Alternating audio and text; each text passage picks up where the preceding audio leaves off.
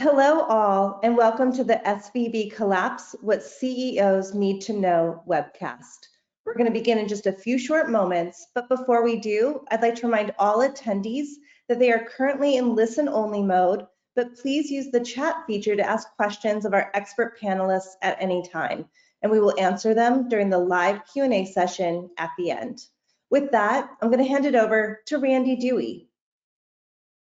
Good day, everyone, and welcome.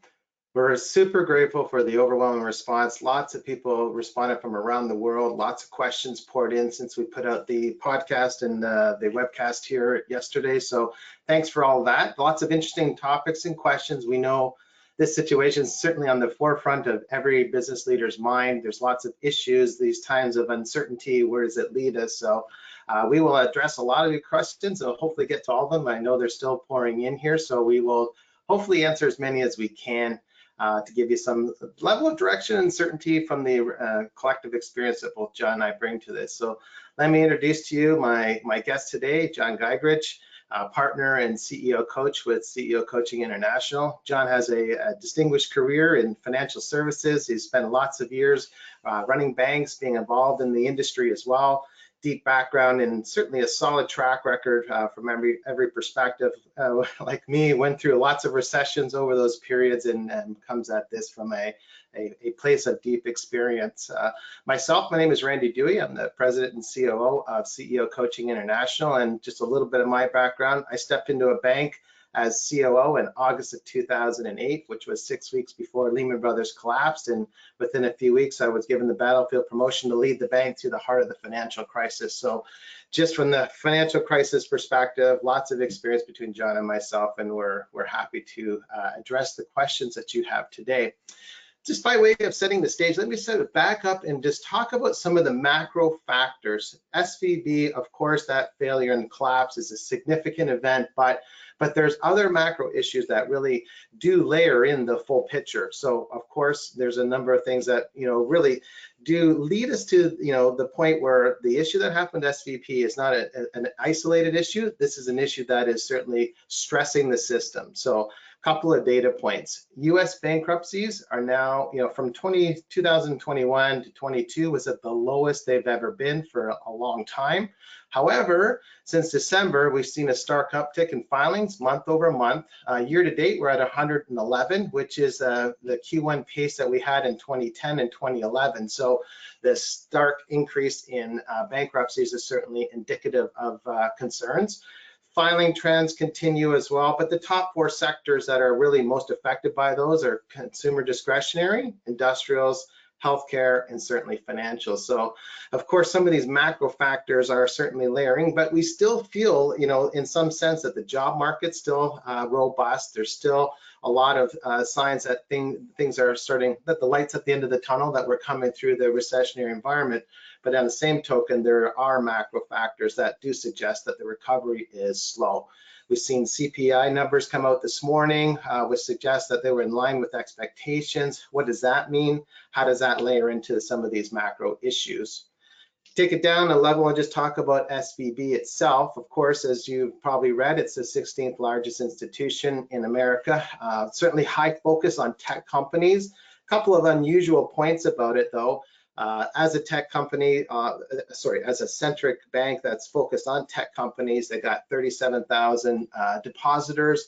Most of those tech companies have a higher cash reserves than others because of the equity that they had injected. So their average deposit levels higher than likely most banks because of the fact of the cash that these tech companies were getting. So they had lots of balances and well in excess of $250,000. So that created an unusual situation. But that influx that SVB had of cash and deposits over the last 3 years really spiked their deposit level over pretty close to $200 billion.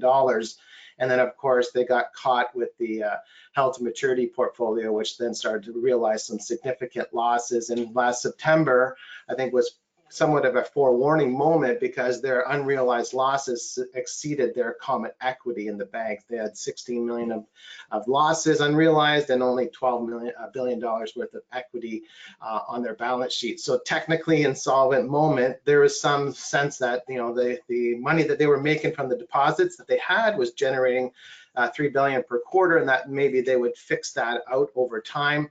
But of course, as deposits started to run and things started to really accelerate in the last quarter, and their inability to raise capital pushed them into this moment of collapse. So over the weekend, of course, we had a couple of other data points. We had the unfortunate Signature Bank collapse as well. So that's the third largest bank failure in U.S. history. That they had $110 billion in assets. So they got caught up in the, of course, in the wake and the ripple of SVB. So two major issues. And then, of course, the Fed comes out yesterday on Sunday and gives some good comforting words. Of course, Joe Biden coming in there saying the banking system was safe. And then the full backstop of depositors at SVB were certainly gave some sense of comfort to the markets, but as well ensuring that there's no substantial issues with hopefully bank runs on Monday morning. So Fed stepped in, of course, and created that sense of security in the sense, but as well created the trying to restore some confidence before too much unfolded. So curb the contagion risk, as some are calling it, but certainly there's lots to unpack about what does all of this mean? How is it going to impact my business? What should the things that I be thinking about going forward? These are the things and the questions that we will be answering today. So John, by way of introduction, of course, there's a lot in there, but what is the most concerning thing that you've seen about SVB's collapse? What are some of the telltale signs or certain things that have you concerned about SVB's failure? Thanks, Randy. I'm going to get to that in 1 second, but I do want to highlight something. This is not a repeat of 2008. You had the battlefield promotion in 2008. I was running the asset securitization business for SunTrust in 2007 when we really started to see an impact in the debt markets. And if you go to the collapse in 2008, every financial market around the world came to a halt all at one time. That did not happen here at all. Yes, stocks were down yesterday. Bank stocks were down particularly hard, but we're nowhere near the level of distributed bad risk that we had in 2008 to today. So they are not similar. Most concerning thing to me right now are the ripple effects of the failure. And so if we go 2008 forward, regulators, I'm going to say it this way, the pendulum always swings, they overregulated the banks. And then after a period of time, that stayed for the largest banks in the country, but it was lessened at smaller banks in the country, including SVB. Now, what do I anticipate is going to happen? Regulators are going to now increase regulation, which is going to constrain some of the banks doing things that are sound business, good character loans, just as an example. So tougher regulation. The other thing that's going to happen is the credit people in the financial institution were already starting to take more control of the bank over the salespeople or commercial bankers, investment bankers. That's going to accelerate as they try to ensure they're in good shape, good capital position, good loan loss reserve, etc. All of those things are going to constrain access to capital, and I don't care if you're in technology, manufacturing, or distribution. This is the time as a business owner. If you don't have a credit facility, I would encourage you to start today to reach out to the bankers in your local community and set up a credit facility. If you already have one, relationships are critical during these periods of time. I would get close with your banker if you haven't talked to them in a period of time and make sure they understand where you are in your business and you really understand where they are as a financial institution. Last piece of this ripple effect. A lot of people moving deposits, and a lot of people, because they know the largest banks in the country are under a higher regulation, are moving deposits to those larger institutions. all the banks from your community banks to the super regional banks fund their loans via their deposits or going out and buying deposits or securities to get that liquidity. If we see deposits coming out of community banks, regional banks, super regional banks, again, it's going to lead to a contraction of lending activity, which is not good for the economy and not good for you as a business owner, even if your business is performing. So, Randy, biggest ripple effect for me is tighter credit across the country from the banking community.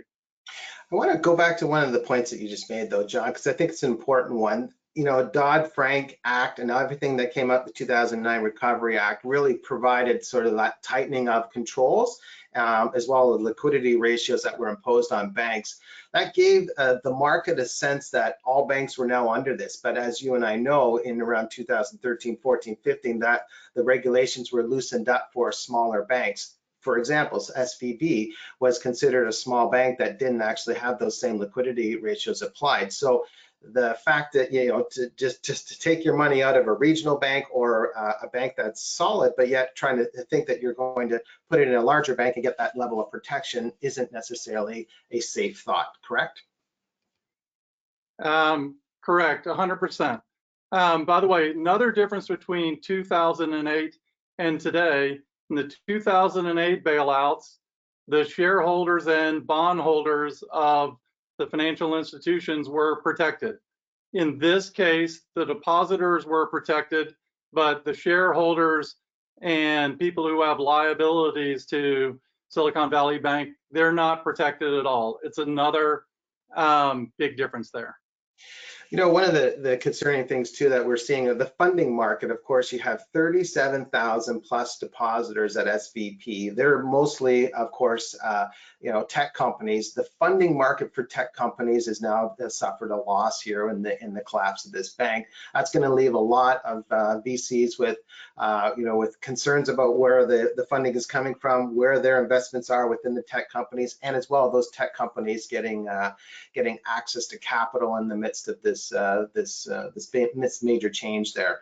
I think it was Gary Tan, I think I read on Y Combiners, he was calling this extinction level event. What's your feeling about that? You know, of course, the tech market's a robust market, but has this had a setback effect? So what's interesting, Randy, is the tech industry, you can look at the stocks of the big tech companies, you can look at the layoffs of the big tech companies. They were already under pressure. Yeah. So we know we're on an uncertain economic environment. So is this incremental pressure on the tech sector? 100%. I think long term, we're the land of innovation, we're the land of freedom. Yeah. It's always going to come back because there's always a new way, a better way of doing things. And that's going to come out in large part from the tech community and the investors that support it. Totally agree with that, John. That's absolutely a fantastic point. You know, another viewer has just asked here, as you consider the response to the Fed announcement, what's important for companies to consider? What swift actions should we take? Should CEOs breathe a sigh of relief, or should we be doing something? So I might breathe a very brief sigh of relief. And then what am I going to look at? I'm going to look at SVB and say they took a risk of funding, making long-term investments. By the way, government securities, they weren't buying non-investment grade securities, but they had a strategy and a plan that had risk inherent in it and likely didn't do enough stress testing around that strategy. And when the markets went against them, it caused the bank to fail. So I would encourage every CEO, take a very short breath and then make sure you understand what risks are you taking in your business. Have you stress tested those risks, and have you mitigated the risks to every extent that you can? Absolutely. You know, you think about the ripple effect. We oftentimes go, well, I never dealt with SVB, so I should be fine. But it's the indirect risks that people really ought to be considering. Are your key suppliers, are they somewhat were they dealing with SVB, or were their customers dealing with SVB, which creates a cash concern for them because they're not getting a receivable paid in time? How about the downstream? What about my own customers? Are my own customers subjected to a potential risk, financial risk, and or technology risk as it relates to that? So it's the indirect risks and the implications on both ends of my cash cycle, my suppliers and how much I'm paying them, and are they stable, as well as my customers and how much receivables I am taking. So I would certainly want to pay attention to that. I'd be making those calls to find out what is the health of my supply base, what's the health of my customer base. The second area I'd really be focusing on is, what about the cost of financing? Do I have any loans that are coming to maturity? Do I have any credit facilities that are coming due? Right now, the credit markets, as you said, John, earlier, are tightening, and that's going to continue for some time here. So if I have loans, or if I have lines of credit or revolvers that are maturing in the next little while, what do I do about that? How do I get ahead of that and make sure that I get those things re-signed as well? You know, are some of the risks of those amounts going to go down, or additional covenants going to be put upon me? So I'd be making sure that it was clear with my finance team what our banking strategy was, or what our financing strategy was, and what kind of loans are coming to maturity. A couple practical steps are absolutely essential. John, as it relates to banking strategy itself, any comments or thoughts for the approach? You know, of course, we've got $250,000 account deposits. Does everybody go and open 12 accounts and spread it out, or what would your words of wisdom be on as it relates to a banking strategy? So by the way, everyone could Google deposit strategies, and I've used the simplest one myself, which is you open an individual account, put $250 in it. Your wife opens an account if you're married, or husband, you put $250 in it. You open a joint account, you put $250 in it. You open an account with each of your children if you have it, if you have that kind of cash. So each unique account with different beneficiaries has protection. And so you're going to use that limit. Then next easiest thing is you're going to multiple institutions. But the last piece I would say is, if you truly understand the financial position of your bank, and you cannot depend, by the way, on the rating agencies for this. They didn't take any action on SVB until after they announced they were trying to raise capital. You can't depend on the regulators, but there are some very strong banks in this country, and I'm not going to name any of them right now, but I would feel comfortable having more than the deposit limit deposited in those banks. So every person's got to decide on their level of risk, but I don't see a contagion. I don't see, you know, significant bank failures across the country, because even with the reduced regulation we've had for the banks below the largest banks, the capital positions of the banks in this country are, let's call it, double what they were prior to 2008. Good points, John. You know, small business owners, mid-sized business owners can easily get away with getting your inflows into one bank, whether it's one or two accounts, getting your outflows with another bank, a payroll account as well, and being able to have a multiple account strategy within two institutions, and then have a sweep account where you sweep your excess cash out and put it into a brokerage firm that has some paper that's protected by the markets, as much as that is a protection.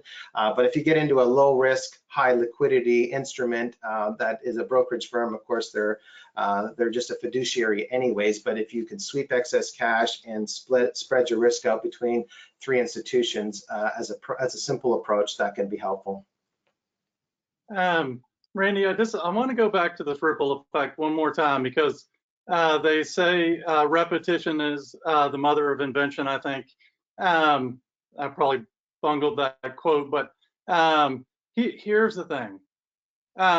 In 2008, you had large banks in this country, and again, I won't name any of them, but they were kicking out long-term performing clients of the bank. Didn't matter the industry, manufacturing, distribution, because they didn't have the capital to support them, or they were now concerned about a concentration risk in that industry. And so this is why I emphasize, really get to know your banker.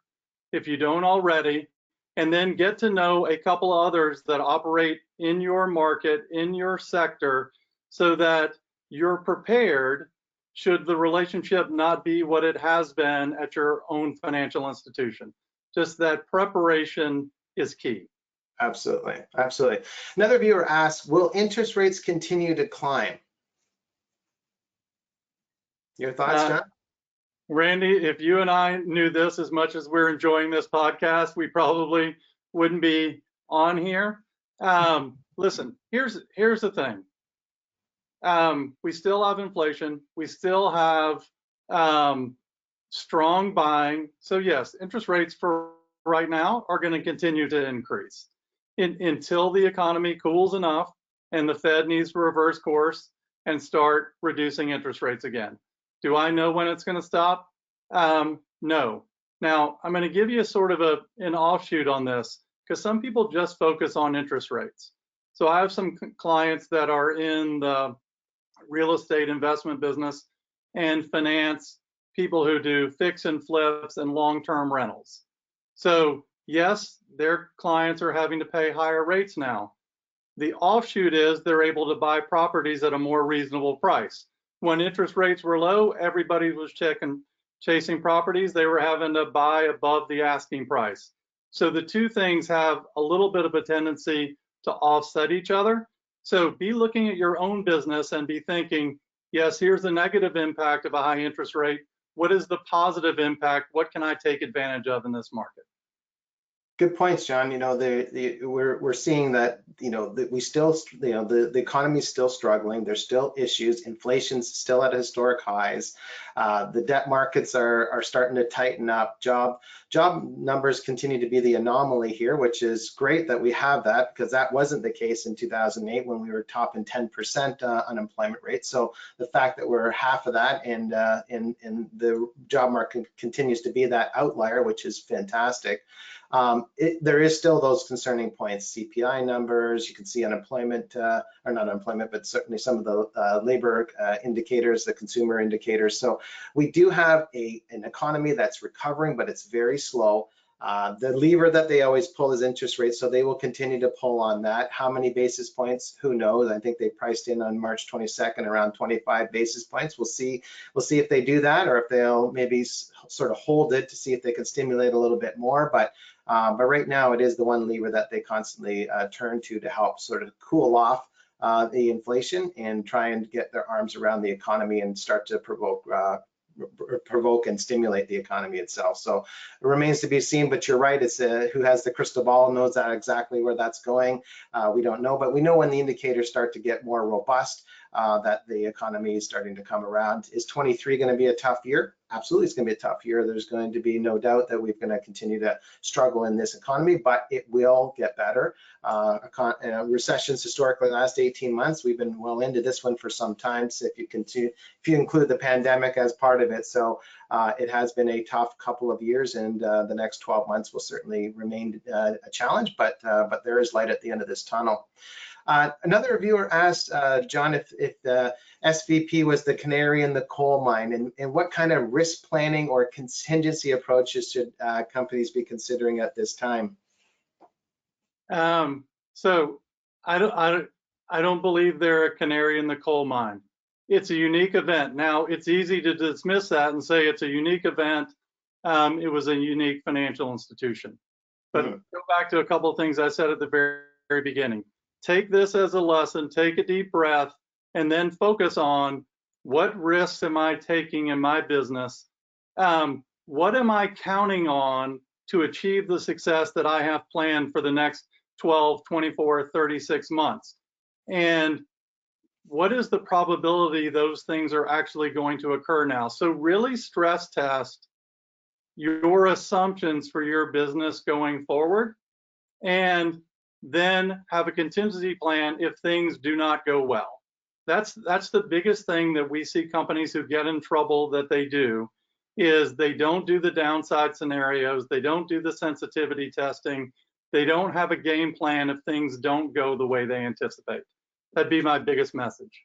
Super. You know, I want to encourage viewers and listeners to absolutely take advantage of the risk plan and the checklist and the guide that we have there. Download that. That'll provoke a lot of discussion internally as well. We do have coaches available that can help you unpack some of that. There's a free offer to really get into that with an experienced CEO coach that will really help you. John, 2 points of risk that I think we should address, and it's coming in multiple questions here that are streaming in. The first one is about cyber risk. And now that we have, you know, the concern that's out there about banks, how concerned should people be about cyber risks and hackers and potentially with money movement, accounts opening and closing and things that are happening at the moment with a little bit more velocity than before? Should CEOs and companies be concerned about cyber risk? 100% they should be concerned about cyber risk. Having nothing to do with SVB, cyber risk is a big issue. Listen, I have a client that was hacked because their CTO had his email hacked, and the person waited for months until the right opportunity and then infiltrated. I actually had someone a few years ago at a manufacturing conference from the federal government that there's actually a program, and unfortunately I don't recall the name of it right now, where they will come in and stress test your system for you.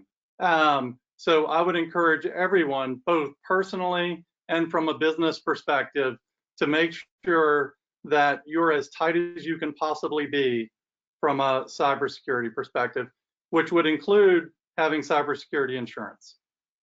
Absolutely.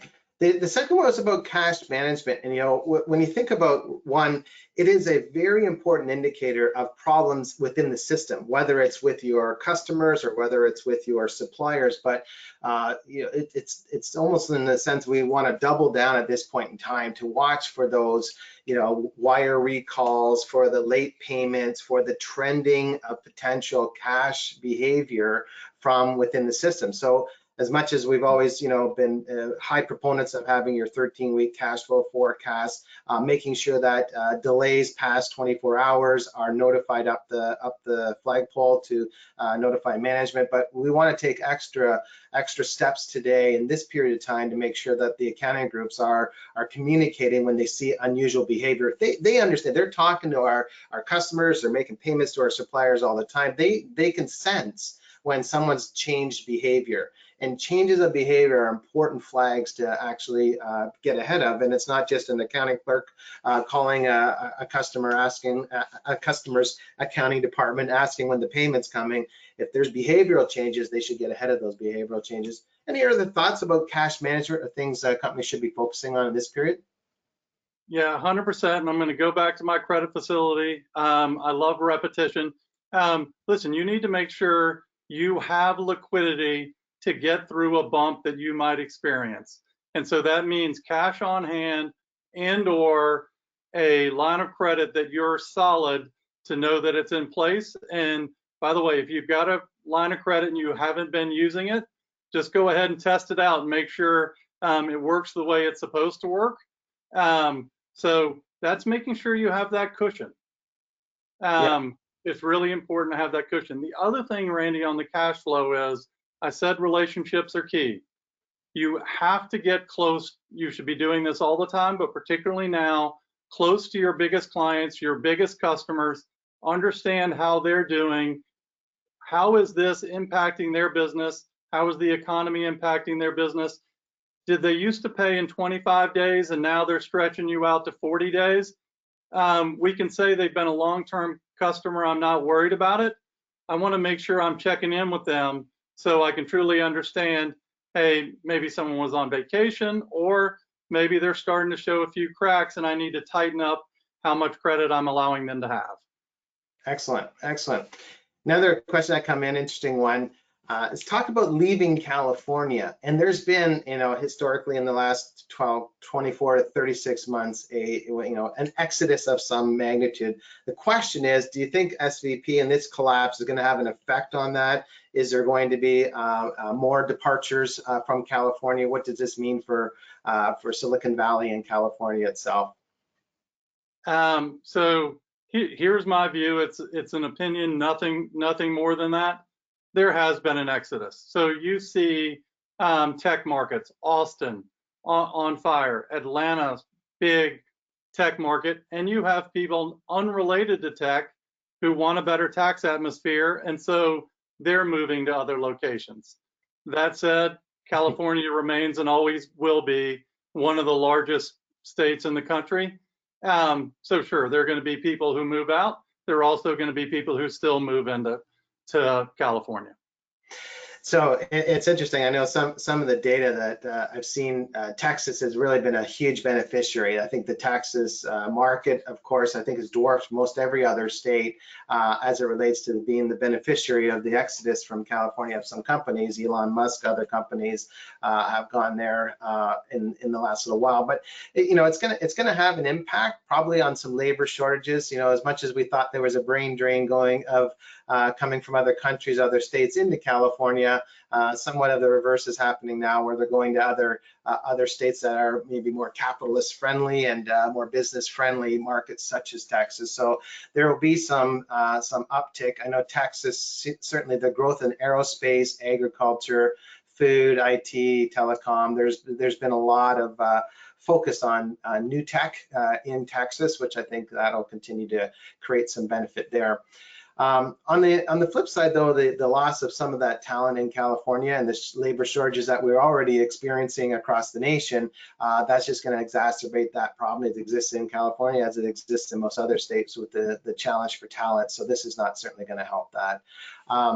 Anyhow, those aside, this is an interesting time, John. I really appreciate your time and your insightful comments. And to our audience, please take a look at that guide. Get on a call with a coach, because a complimentary session, which we'd love to unpack it. Because as much as we're talking about some of the general stuff, there's always specific nuances to every business, every industry, every situation. And I would encourage you to get on with an experienced coach to really help unpack that and start to look at your business, hold that light up, look at it from all different sides, and understand exactly how you can approach it. What are some of the mitigating things that you should be doing and considering? But on a note of positivity, JFK once said that a crisis is composed of two characters. One is danger and the other is opportunity. And in the midst of all of this, there is enormous amounts of opportunity. And it's times like this where you can get the farthest, the fastest, because there's a lot of things on hold, a lot of companies that will be struggling. But if you can take this moment and really think about what are the opportunities, what are the ways that I can get ahead? We just talked about the credit markets tightening up. We talked about tech companies that are going to be looking for capital and for partnerships. Is this an opportunity for an M&A? Is this an opportunity for a joint venture? Is there relationships that you never had before that you should be starting tomorrow? Are there opportunities to maybe get into financial relationships with companies that you never thought was possible? But it's times like this that cause people to think differently. So John, any closing words or thoughts that you might want to share with the audience? Yeah, Randy, I've got a little tagline I've been using for a little bit now, which is the strong survive, the adaptable thrive. And so where there is misfortune, there is fortune. I can go back to the telecom meltdown in the early 2000s. I was at SunTrust running the media and communications practice. We were very strong. We went out and bought loans from other banks that were in a tougher position at a discount. Those things refinanced at par. We did fantastic. I ran middle market banking for SunTrust from the beginning of 08 to the end of 2012. The clients that we had at the time that were not only strong, but were adaptable, grew significantly during that period of time. Back to my relationship with their banker. So we did our part. They did their part as business owners.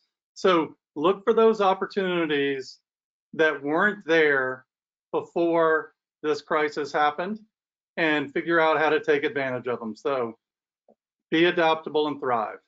Yeah, what's important about your point, though, is looking outwardly, right? Oftentimes in the middle of crises like this, people will spend so much time looking inwardly that they'll miss the train that's passing by them. So it's important that we get our head above the tree line. It's either picking up the phone and calling that customer, getting in with this competitor, talking to a tech person, understanding exactly what are those opportunities and making some of those wildly outrageous offers and opportunities to start, pulling in things that you never thought were possible, but absolutely in situations like that can create those possibilities. So it's really a matter of approach. John, you got some thoughts? Yeah, sorry. One more thing, Randy. I want to listen. We have a number of clients in the firm who are hiring. They're growing. They're hiring, particularly for sales leadership and sales positions.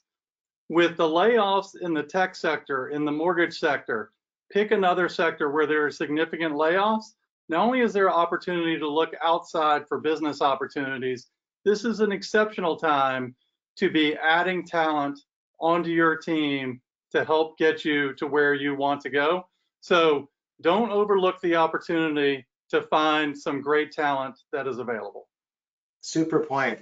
It's really a matter of approach as a leader, right? Let's rise to the occasion. Let's not waste a good crisis, and let's find a moment to really advance the business, create opportunities, find talent that we probably couldn't have attracted otherwise, and move our mentality from that survival mentality to the thriving mentality and look out. So, and with that, let's call it. So from all of us at CEO Coaching International, onward and upward, and let's go out and make big happen. Again, thank you, John, for joining me today. Real pleasure to be with you.